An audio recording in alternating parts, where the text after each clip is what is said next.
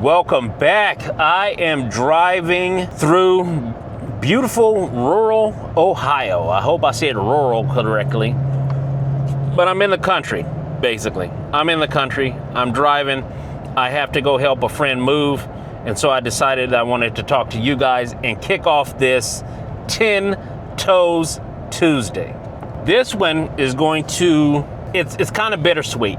So I have been contemplating doing this subject for a while. I finally talked to my family, and I didn't know how this would affect them, but I asked them, would you mind if I talked on here, because talked on here about this subject, because I generally don't want to cause them any harm or ill will. And with my people that have died here recently, I didn't need to necessarily ask permission. I just let them know, hey, this is what's going on. Would you mind if I talk about this? And they said, no, I think that this should be talked about because it affects America. Hey, you know what time it is. That thummy thingy for me, before we get started, if you could, up or down, that would help me out greatly. Whether you watch a minute or the entirety of the video, the entirety would be great. If not, and you have to get off, I understand. We'll keep it pushing, no hard feelings. But we're gonna start talking about addiction a little bit more. Addiction cost the life of my brother. It's cost the life of many of my friends, and on both sides of the fence, from the dealer to the user.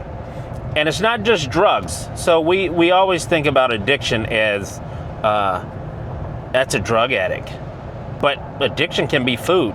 You look at a heroin addict or a crack addict or a pill addict or whatever, and it's looked down upon in society, and we feel sorry for them. But nobody feels sorry for the person who's addicted to McDonald's flurries and they continue to gain weight, and now they're 400 or 500 pounds and you need a gurney to get them out of bed. Or the one who always has to go to the doctor because they're sick because they can't stop eating the fast food. Now they're contaminating their body with this stuff. And we know what it is. And it's just a doctor bill that is gonna come out of it. It's a slow death, just like with the drugs. But then there's other addictions. There's sex addictions. There are all kinds of addictions that we can have. This is Jesus Christ. There's a lady out here talking. She's probably in the rear view now, and she just stops her car in the middle of the road and they're talking. Crazy. That's crazy. But that's what we're talking about today. My brother died of an overdose. We're not going to put blame on anyone. We're not going to, that was thunder over here, so there's a storm coming. We're not going to do any negativity, because that's not going to bring anyone back. It is not going to help the situation. The only way to help the situation is to help the person. Figured what I would do is I'd start this off with how he became addicted, because like everyone else and like most people, nobody starts off with pills or heroin or cocaine or weed or anything else. They don't start off using like that. So we're gonna go over that. If you can stay with me, great. If not, that's great too. Let me get to my destination and out of this storm, and we'll continue on. So I'll see you guys in just a few minutes. All right, we're back. It's a different day. I got done moving. Well, no, I didn't get done moving. I got there, the place was flooded where we were gonna move. We got a couple things moved, and then thunderstorm came and it created a puddle that was about yay big. So I came home, soaked to the bone, just decided to wait until today. Where were we? Oh yeah, my brother and where it started. We grew up like normal kids, went to high school, hard workers, productive in society.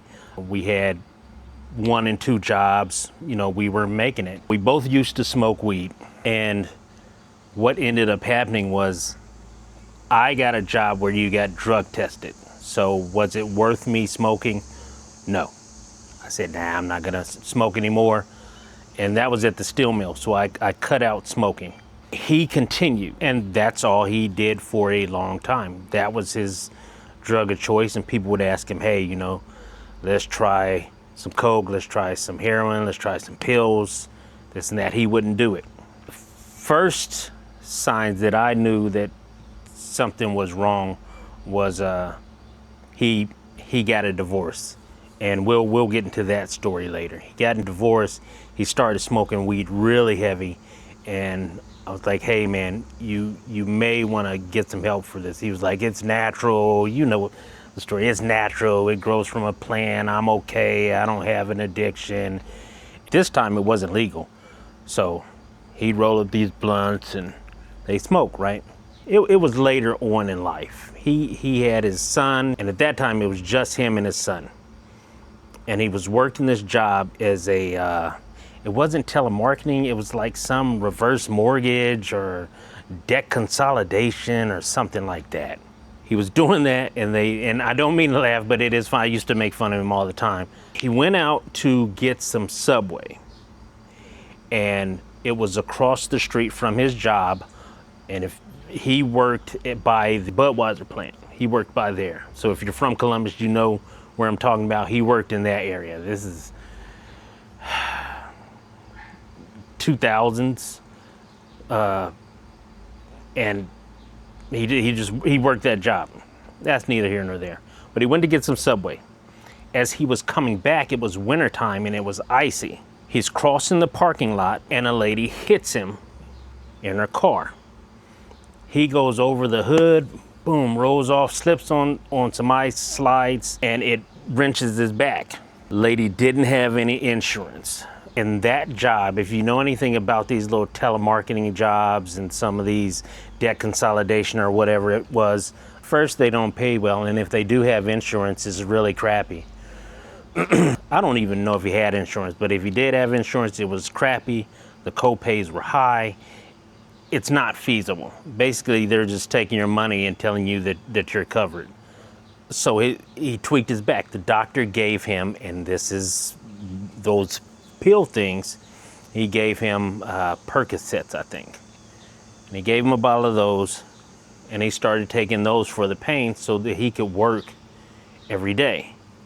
And then on the weekends, he would fix cars. So he's crawling up under cars and his back is all messed up and he's hurting. It went from the weed to a pill, and I think it was like Perk 30s or something.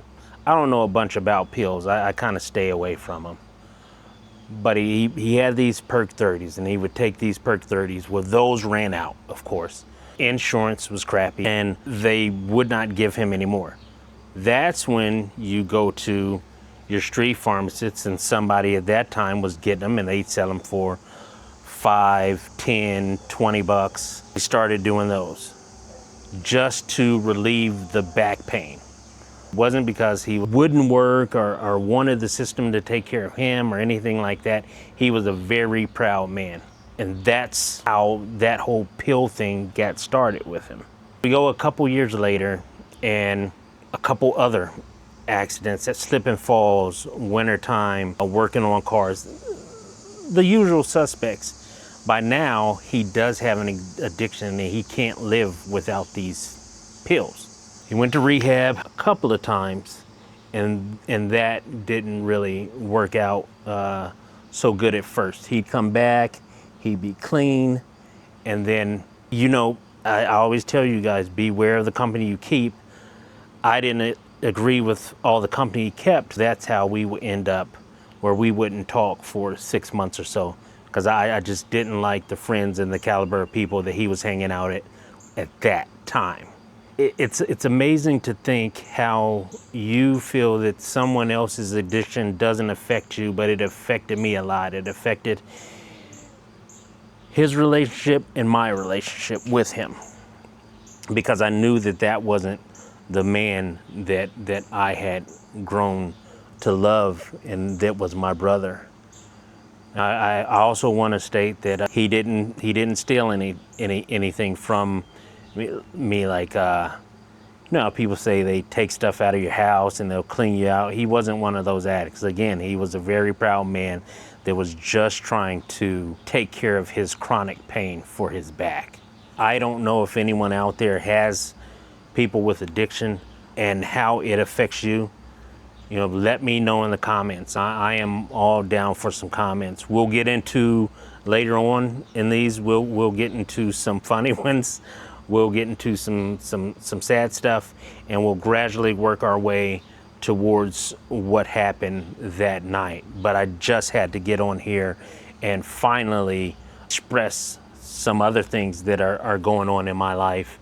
You may have something going on in your life and you just need to hear this.